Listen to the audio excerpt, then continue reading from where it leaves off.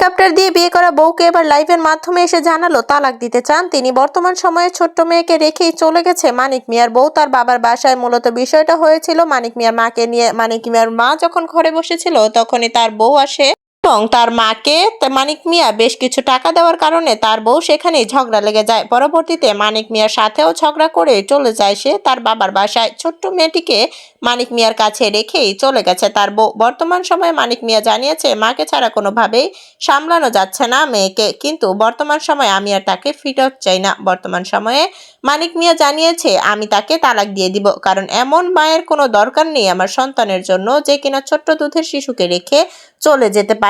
বর্তমান সময়ে মানিক মিয়ার সাথে তার বউয়ের সম্পর্ক খুব ভালো থাকলেও মানিক মিয়ার বউ বলেছে যদি সে তার মাকে কোনোভাবেই আলাদা না করে তাহলে কোনোভাবেই আর মানিক মিয়ার কাছে ফিরবে না তার নতুন বউ। হেলিকপ্টার দিয়ে বিয়ে করা বউকে এখন নিজেই ডিভোর্স দিতে চাচ্ছে মানিক মিয়া। প্রায় জানা যাচ্ছে যে দীর্ঘ কয়েক বছরের প্রেমের সম্পর্কের পর তাদের বিবাহ বন্ধনে আবদ্ধ হয়েছিল তারা পারিবারিকভাবেই।